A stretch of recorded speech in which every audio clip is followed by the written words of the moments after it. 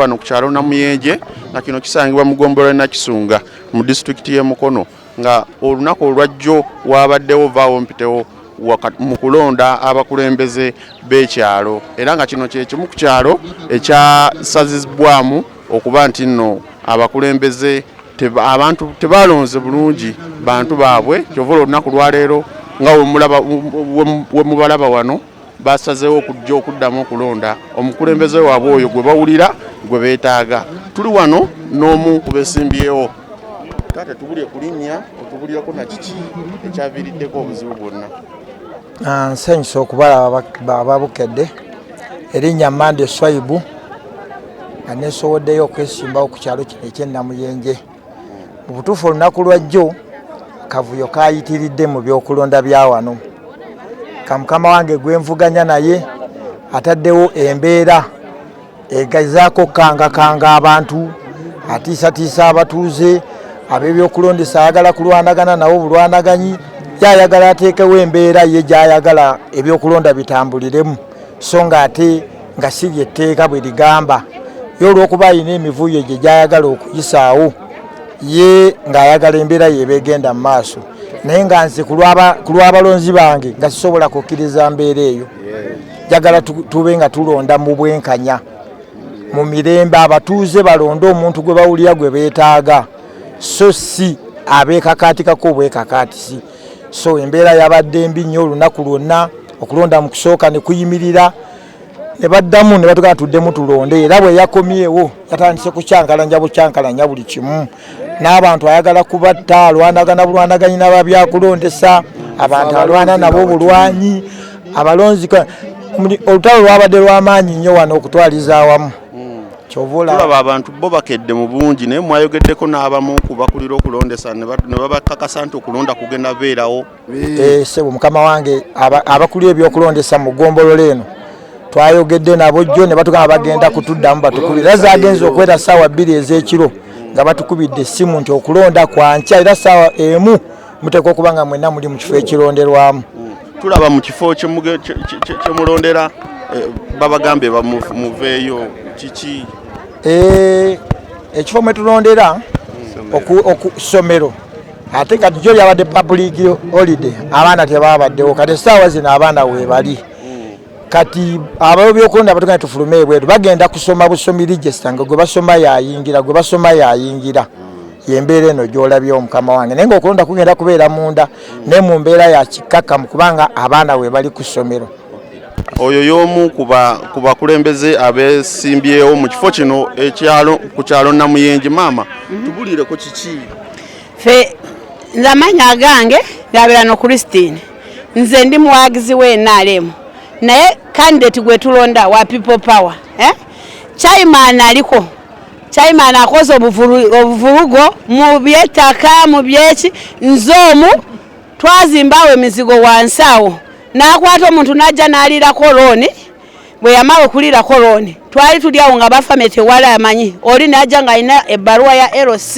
ne Centenary ng'eyagala kutunda maka gaffe kati nze Chairman oyo sisobola mulonda okulonda oyo ndonda kidomola nze president sebo mukama wange president nkwagala naye Chairman aliko tetusobola mulonda mubbi w'amataka vurugo nyingi. Saba president tukwagala naye Chairman abantu bo bano wansi bakoze nnyo vurugu tetusobola mulonda mubbi w'amataka jo yayechanze n'afuka ne mu mpale kati tetugenda mulonda. Ebyo ebigambo by'abamu ku batuuze taata kiki ekyaviiriddeko obuzibu olunaku lwajjo akalulu okuyiika? Nsanyusa bbala bannamawulire erinnya n'eddoboozi Ssenyonjo Patrick nga ndi mutuuze ku kyalo kuno era nga nze yali yeesowoddeyo okuvuganya obukulembeze buno oluvannyuma lw'okulaba nti omukulembeze waffe abadde aliko ebintu tabikutte nga birina okuba ne tusalawo tuveeyo tuvuganye naye bwe saafuna kaadi ya NUP nenzira emabega wa munnange ono omukulu Mande Swaibu bwe tutambuza ekintu kino naye vulugu gyo yabadde mungi nnyo gwe baatukozeeko naye nga mumanyi nti ffe tuli ku sayidi ey'abavuganya ku gavumenti twasazeewo tukakkane abantu baffe ne bakkakkana naye nga ye vulugu mungi n'abikola byonna bye baagala ne baagala otutomera amamotoka bagavuga nga bwe baagala mu batuuze wakati mu bulumi twagumye kalulu ne kayiika emirundi 2 layini twazisimbye poliisi nejja netwala byokulonda ne basalawo tulonde leero era ne tweddukire mukono eyo ne Nakisunga tusobola okufuna obwenkanya abakulu ne bakkiriza tulonde olunaku olwaleero naye ab'essayidi eri mukama we n'abagamba temujja kulonda era temulinnyayo kati ku ssaawa eno ate abagambye mugende mulonde naye nawo ne bamugamba naffe twagenze ku mirimu era abantu bonna be mulaba bajjudde wano bamukulu Mande Swaibu nange ali ku mugongo wano gwa Mande Swaibu tugenda kulonda bwe budde. Tato kulonda muzze kukola ki? Tuzze kulonda chairman waffe agenda tutwala ekisanja kino eky'emyaka 5. Erinnya n'eddoboozi ndi Kibuka Godfrey nga nze campaign manager wa Mande Swaibu. Omukulu gwe twagala okujjako yabaddeko naye mulondedde afuze emyaka 2 ng'era nze mulonda era ebiseera ebisinga kati atyanzi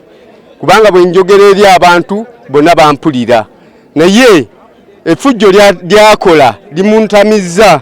era ku ssaawa eno njagala atole stamp mu buntu bulamu agituwe tugenda kulondera tugenda musinga kuba abantu bonna abali wano bonna ba Mande Swaibu ekyo abantu bakyaliwo bangi tata tubulireko kiki? By name I'm called Omech Francis. I'm the assistant from here. I've taken 5 years here in Namuyenje. I've taken 5 years in Namuyenje here. The pain which we have here in Namuyenje, we have the pain which is like this. 5 years we have our students who are here in this area. Here we work factories here. The moment you go there, the moment we go there and then we request the stamp, our children also goes there to be getting money. They're also giving us, when you reach chairman tells you that I need 25,000 for stamp. You say if the stamp is for the government for free, what about, why are you shilling us like this? That is our pain as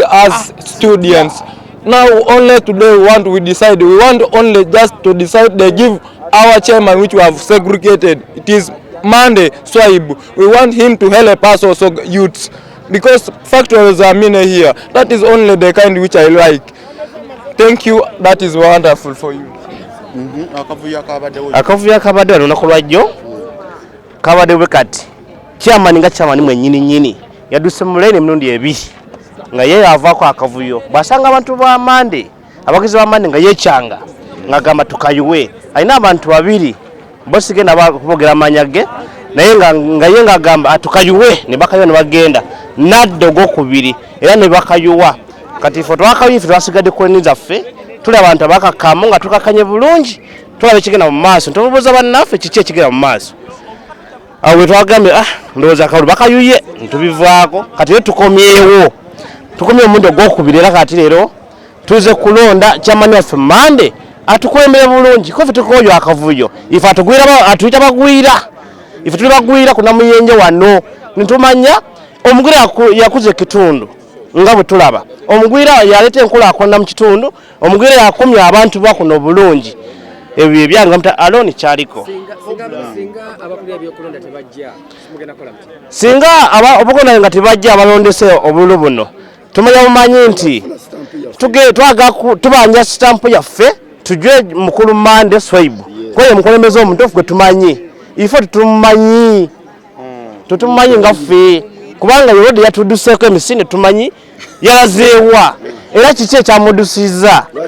tutwamugobye yawanguse mu kintu nadduka emisinde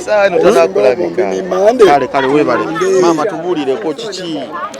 chairman twabadde mu kulonda ne tusemba line nekomeri ngeye nonda we yatuuse eno ngeye komawo ku gate chairman naye kyanga nagamba nedda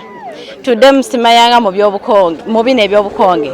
ne tubiddamu twabizeemu chairman naye kyanga nadduka awo babadde bamusitula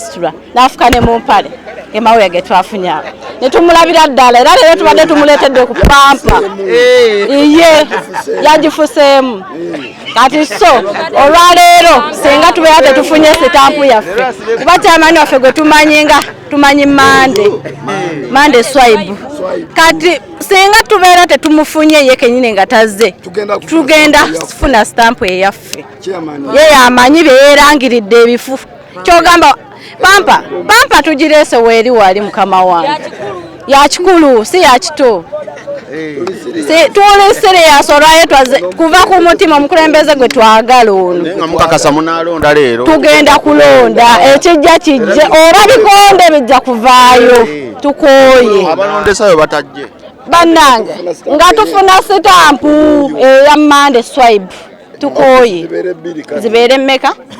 bbiri naye twagala etya emu ya Mande Swipe tukooye omukyala wali kuwazi kusooka bamumenya we bamumenya ne babba ebyomunju n'ebyodduuka we yakuba essimu we yakubira chairman yamugamba kubira abaneiba bostegeera tukooye omulala omukyala omukadde yawaabira Abudu nga bamubye bulooka we bamubba bulooka omukyala n'ayambuka ewa chairman we yambuka ewa chairman yamuddamu kimu ebyo bintu biri ize mulina kumaliriza mwenga abantu ostegeera omukyala n'ayita ffe ng'abantu ne tubeerawo ng'abajulizi twakoowa we tutuuse tukooye kimala ebyo bye bigambo by'abatuuze ku kyalo Namuyenje bo bakyalindiridde okulaba nti bakuba akalulu okulonda omukulembeze waabwe yenze David Misika Lyankolo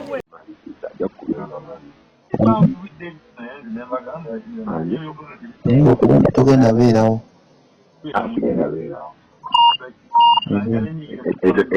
ekyo kyenasazeewo sigenda biyingiramu sigenda byakibbi sobola kukkiriza obubbi bwenalabye obwabaddewo ate bwe bumu bwe bakomezaawo olw'okuba bafunye obukuumi kati bo bakole kye baagala